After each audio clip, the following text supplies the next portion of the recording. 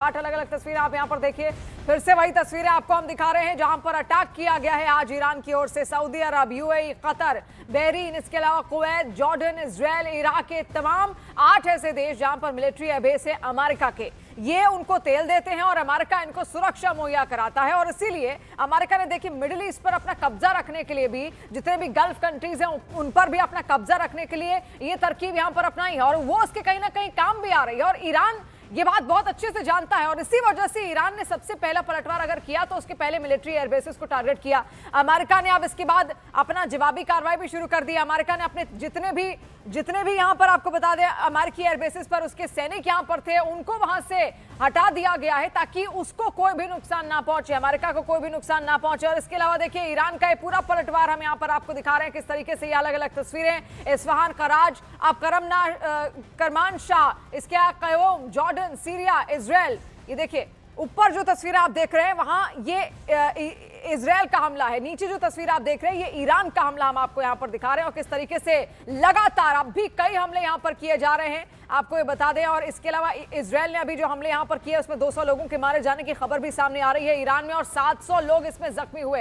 अब ये तस्वीर आप देखिए, तेल अवीव, गलीली, हाइफा, यरूशलेम, इन तमाम जगहों पर ईरान ने अटैक किया है। और ईरान के हमले में देखिए लगातार कई सारे एयरपोर्ट्स बंद कर दिए गए, कई उड़ानें यहां पर रद्द कर दी गई हैं जिसकी वजह से कई लोग इस वक्त एयरपोर्ट्स पर फंसे हुए हैं। दुबई एयरपोर्ट, इसके अलावा भी अलग अलग एयरपोर्ट्स पे लोग वहां पर फंसे हुए हैं और इसी को लेकर लगातार देखिए हम चर्चा कर रहे हैं कि आखिर ऐसे हालात आखिर बने कब तक रहेंगे। शैलेंद्र सिंह जी लगातार हमारे साथ बने हुए हैं। शैलेंद्र जी, आज तो कहा भी ये जा रहा था कि यूएनएससी की एक बैठक यहां पर होगी, लेकिन अब तक इतने सारे वॉर हुए, बहुत चर्चाएं ट्रंप को लेकर, अमेरिका को लेकर हुई, लेकिन कभी भी रोकने का प्रयास यूएन की ओर से भी नहीं किया गया क्योंकि खुद ही एक बहुत बड़ा फंड रेजर अमेरिका है यूनाइटेड नेशंस पे। तो एक बहुत बड़ा सवाल तो यहाँ पर ये भी खड़ा होता है ना कि आखिर अमेरिका को रोक कौन पाएगा। यूनाइटेड नेशंस के पास भी मुझे नहीं लगता कि ऐसी कोई ताकतें हैं कि वो अमेरिका को रोक पाए और अपनी मनमानी ट्रंप एक तरीके से करते चले आ रहे हैं। ये जो परमानेंट 5 का जो वीटो पावर है ना, ये यूनाइटेड नेशंस को बिल्कुल नकारा बना देता है, नपुंसक बना देता है। सिवाय इसके कि यूनाइटेड नेशन के जो सेक्रेटरी जनरल साहब हैं वो सिर्फ ये बोल पाते हैं ये निंदनीय है, इसके ऊपर जल्दी से जल्दी सोल्यूशन होना चाहिए। अब आपको मैं अभी बता दे रहा हूं, ये मीटिंग आज नहीं होगी, ये मीटिंग कल भी नहीं होगी जो यूएन बोल रहा है, ये मंडे को होगी। क्यों? क्योंकि उनके लिए वीकेंड आ गया है, उनके लिए कोई फर्क ही नहीं पड़ता क्योंकि उन्हें ये मालूम है आप मीटिंग कल करिए या मंडे को करिए, वीकेंड के बाद करिए, आपको वीटो हो जाएगा, आप इसके ऊपर कुछ नहीं कर पाएंगे। और चलिए मैं तो एक कदम आगे जाता हूं कि 10 कंट्री मिलकर ये भी बोलते हैं कि हम कंडेम करते हैं और हम इसको रोकने की अपील करते हैं। चलिए जी, अगर यूएस ने नहीं रोका, ईरान ने नहीं रोका तो आप क्या करेंगे? क्या कैपेसिटी है आपके पास, क्या काबिलियत है आपके पास जो कि आप ऐसा कुछ कर पाए कि उस कंट्री को कंट्रोल में रखे? यूनाइटेड नेशन फोर्स तो आप भेज नहीं पाएंगे क्योंकि जब फोर्सेस की बात आती है तो आपके सामने सीधा सीधा नजर आ रहा है कि कौन किसको कैसे इन्फ्लुएंस कर पाता है। ये पाकिस्तान जो कि आज बोल रहा है कि मैं ईरान के साथ हूं, दूसरी तरफ बोलता है कि मैं हमास के साथ हूं, तीसरी तरफ बोलता है कि मैं वो बोर्ड ऑफ पीस में इजराइल से अपनी तनख्वाह लूंगा। आप बताइए ऐसी कंट्री का आप क्या करेंगे? इसी तरह के मेंबर्स जो हैं वो उस यूनाइटेड नेशन को बिलोंग करते हैं। आप मानिए मेरी बात, एक बड़ी कंसिडर्ड ओपिनियन दे रहा हूं आपको, United Nation can only keep appealing. इसके अलावा उसके पास वो एक फोरम है जहां बाकी कंट्रीज आकर वॉइस कर सकती हैं कि ये अच्छा नहीं हो रहा, ये बुरा नहीं हो रहा। But when it comes down to stopping anything, United Nation can not stop a war. United Nation can only later on come and say कि चलिए जी आपके बीच की लड़ाई खत्म हो गई है, मैं यूनाइटेड नेशन की एक पीस कीपिंग फोर्स वहां लगा देता हूं। आप देख रहे हैं सालों साल हो गए हैं लेकिन एक्चुअली कोई फर्क नहीं पड़ा है। इंक्लूडिंग ये जो आपकी गाजा पट्टी थी इस पर भी वो लगी हुई थी। आपके पास वहां लेबनान साउथ में हिजबुल्लाह को कंट्रोल करने के लिए भी लगी हुई थी। इनफैक्ट वहां तो इंडियन फोर्सेस लगी हैं जो कि हिजबुल्लाह को और इजराइल के बीच का जो सो कॉल्ड बफर जोन है उसको वो मेंटेन करती हैं। अपने आप में अगर लड़ाई रुकती है तो वो सिर्फ, मैं अनफॉर्चुनेटली कह रहा हूं, वो आप एक पोजीशन ऑफ पावर से जब डिप्लोमेसी करते हैं। ये जो नया ट्रेंड आया है मिलिट्री डिप्लोमेसी, ताकत की डिप्लोमेसी, ये सारी चीजों को गिरा रही है और इसी में आप देखते हैं कि यूएस स्कोर कर जाता है। जी शैलेंद्र सिंह जी, इसके अलावा भी मैं ये भी आपसे समझना चाहूंगी, अगर ईरान कहता है, ईरान कह ही रहा है कि हम बातचीत करने के लिए बिल्कुल तैयार हैं, लेकिन अमेरिका मानने को अभी तैयार नहीं है। बहुत दौर की बातचीत इससे पहले यहां पर हुई, और कोई भी देश भाई अपनी सुरक्षा और अपनी प्रोटेक्शन तो चाहेगा ही। ईरान भी यही चाहता है, इसीलिए वो अपने लिए परमाणु हथियार यहां पर तैयार कर रहा है। वो बार बार कह भी रहा है कि हम ऐसा इतना सारा जखीरा नहीं तैयार कर लेंगे कि जिससे सामने वाले को नुकसान हो। और अब इजरायल ये चाहता है कि वो बैलिस्टिक मिसाइल भी ना बनाए, क्योंकि देख लिया इजरायल ने कि बैलिस्टिक मिसाइल बनाने के बाद क्या हाल यहां पर हो रहा है। तो क्या ईरान को खुद की प्रोटेक्शन करने की अनुमति नहीं है? ये तो एक तरीके से दबाव, बार बार प्रेशर उस पर बनाना भी ठीक बात नहीं है ना। तो क्या अगर बातचीत करने के लिए ईरान तैयार होगा तो अमेरिका क्या राजी होगा इस पे?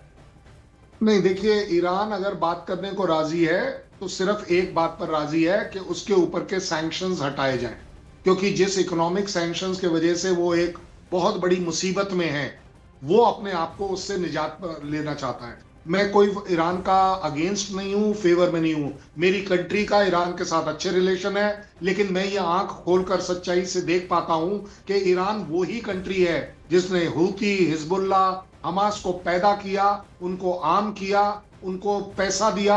700 करोड़ रुपया का बजट ईयर मार्क करता है वो इन्हीं कामों के लिए जो कि टेररिज्म के अंदर इन्वॉल्व है। इसलिए मेरी हेट्रेड उनके लिए इस पॉइंट ऑफ व्यू से जरूर है। But at the same time अगर हम ये सोचें कि ये सारे हथियार वो अपनी प्रोटेक्शन के लिए बना रहा है, तो शायद मैं गलत हो जाऊंगा, क्योंकि ये बड़ी जिम्मेदारी का स्टेटमेंट है कि अगर ईरान अपने एक मिनट आपको रोकना चाहूंगी। बस एक बड़ी खबर इस वक्त आ रही है जहां पर खामनेई की बेटी और दामाद की मौत हो गई है। बड़ी खबर इस वक्त, इजरायली हमले में दोनों की मौत यहां पर बताई जा रही है। खामनेई के बेटी और दामाद जो कि तेहरान सिटी में ही थे, वहां पर तेहरान सिटी काउंसिल में अटैक किया गया। उसके बाद अभी ये मौत की खबर उनकी यहां पर सामने आ रही है। एक बहुत बड़ा झटका ये ईरान के लिए होगा, ये खामनेई के लिए होगा। खामनेई ये बिल्कुल नहीं चाहते थे और वही यहां पर हुआ, और अब इसका जवाब और ज्यादा खतरनाक तरीके से ईरान दे सकते हैं, खामनेई यहां पर दे सकते हैं, क्योंकि खामनेई की बेटी और दामाद की मौत यहां पर हुई है। देखिए, इजरायली हमले में दोनों की मौत यहां पर हो गई है। कई अटैक्स अभी इजरायल लगातार ईरान पर कर रहा है। एक अपडेट न्यूज़ 18 इंडिया के जरिए हम आप तक पहुंचा रहे हैं। इसके अलावा जितना जो डेटा है, देखिए, अमेरिका लगातार इजरायल को प्रोवाइड कर रहा है और उसी के बेसिस पर ईरान पर ये अटैक यहां पर किए जा रहे हैं। शैलेंद्र सिंह जी, किस तरीके से आप देख रहे हैं उनके जो बेटी और दामाद है उनकी मौत यहां पर हुई है, इसके बाद अब जो खामनेई का एक्शन होगा, क्या कहेंगे उस पर? खमेनी का एक्शन में कहीं कोई चेंज नहीं आएगा। मैं आपको बता दूं, खमेनी का एक्शन यही रहेगा कि आप यूएस के बेसिस और मिडिल ईस्ट की कंट्रीज के ऊपर अटैक जारी रखिए।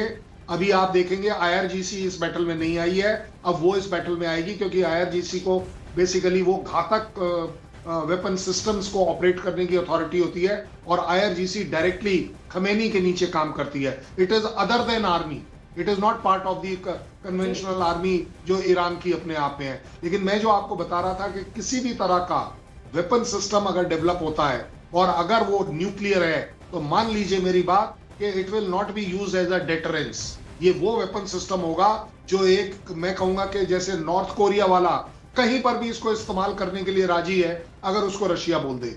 पाकिस्तान वाला कहीं पर भी वो बोल सकता है कि ये मेरा इस्लामिक बॉम्ब है, गाजा, पैलेस्टीनियन, आप इस्तेमाल कर लो, किसके लिए कर लो, किसके लिए ना कर लो।